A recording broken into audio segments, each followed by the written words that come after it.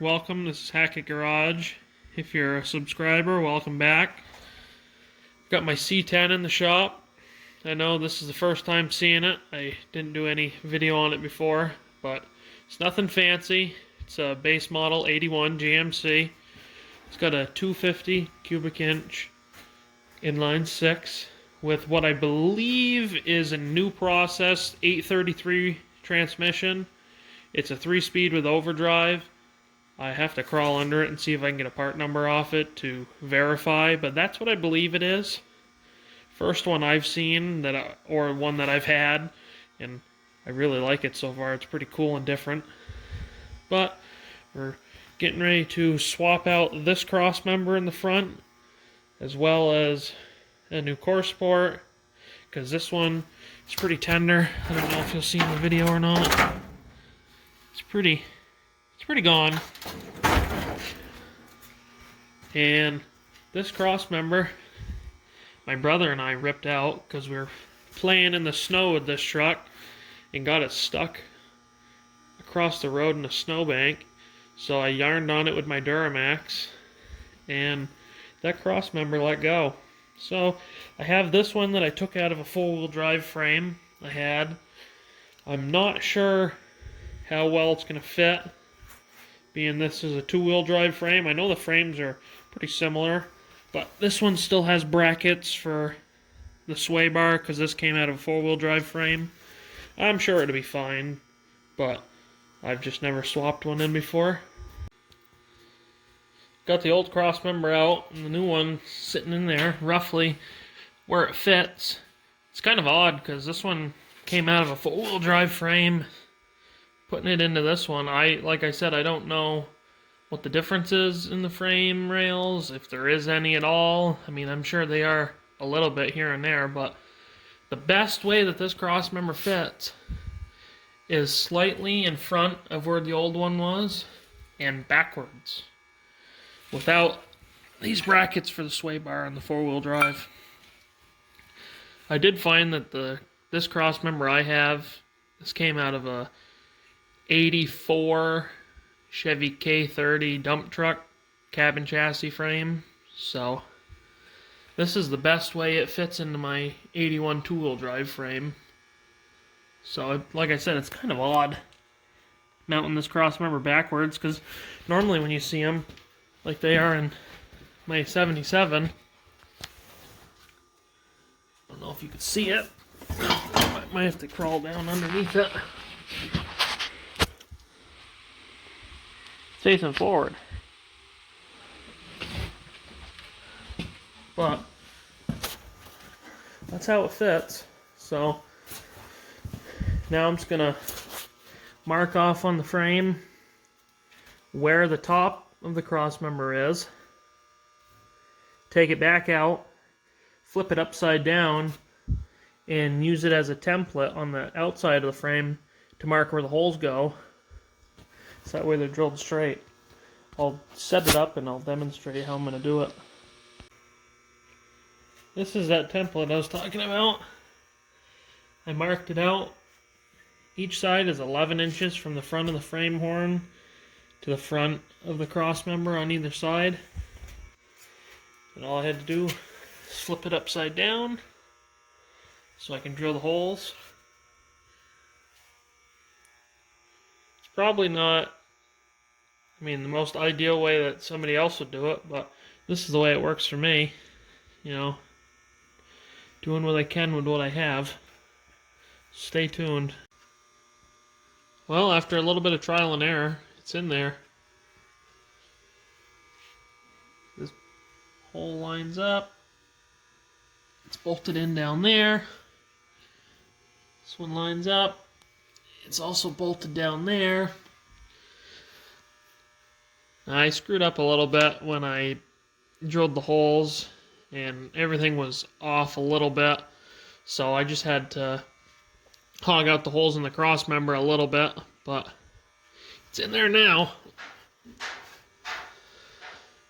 Sweet. Now I just gotta get some hardware from the store, get some washers, lock washers, and new nuts and bolts, and should be all bolted in.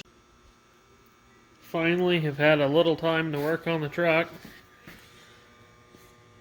Have the junction for the brakes all mounted. Starting to run the lines. I got the lines ran to the front calipers. Trying to do it nice and neatly. When I did the brakes on my other truck, I kind of rushed through it, but this time I'm trying to take my time and make them look nice. Next step is to be running them to the master cylinder. Get rid of all this crap. Oh, the struggle of making coils in the brake line. This is the little jig that I rigged up with a master cylinder that I had lying around. And you wrap the line around this socket. It's actually a 32 millimeter. And it actually coils up pretty good. I already have the other one done. We're working on this 1/4 inch line. But I've got the 3/16 already done.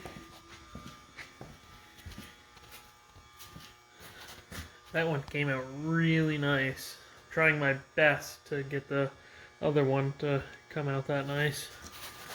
But I've got it ran into the frame rail like I wanted it to.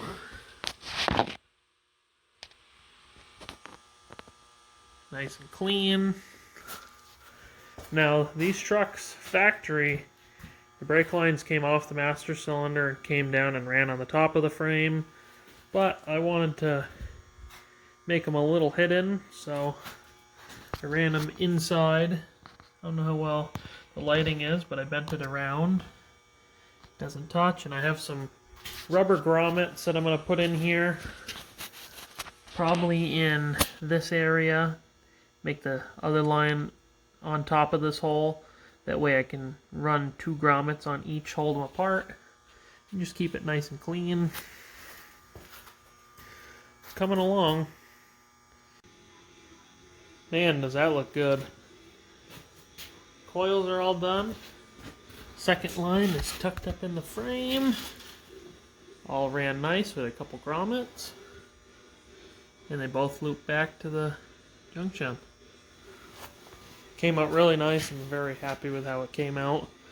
So, now I'm waiting for all the gas to evaporate out of the gas lines. Moved on to painting.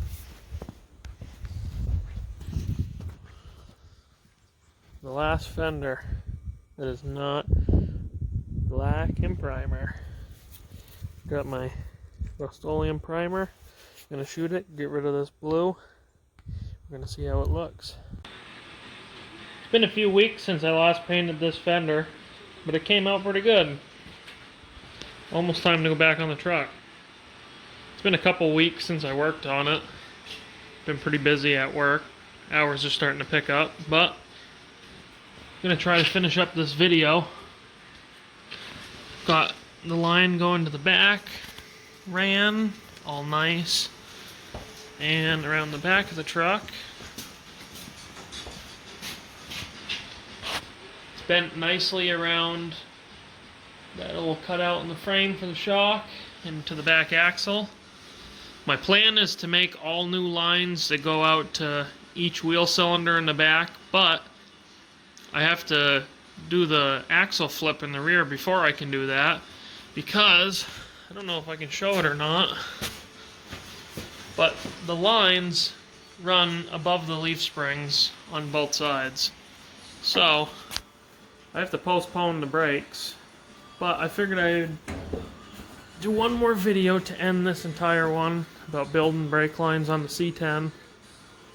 I measured up the front rotors so I can order the right drop spindles. I'm going to do 3 inch in the front. Then the axle flip in the rear is going to do about 5 to 6 inches, I believe. So it should work pretty good. I got a new adjustment rod down there for the clutch and all the pedals. So slowly picking away at it. Before you know it, we'll be doing burnouts and driving it, seeing if we can blow this 6-cylinder up. There's been a lot of people telling me that they're pretty hard to blow up, and I know they are, but we're going to see if I can do it. Give me an excuse to put a V8 in this thing.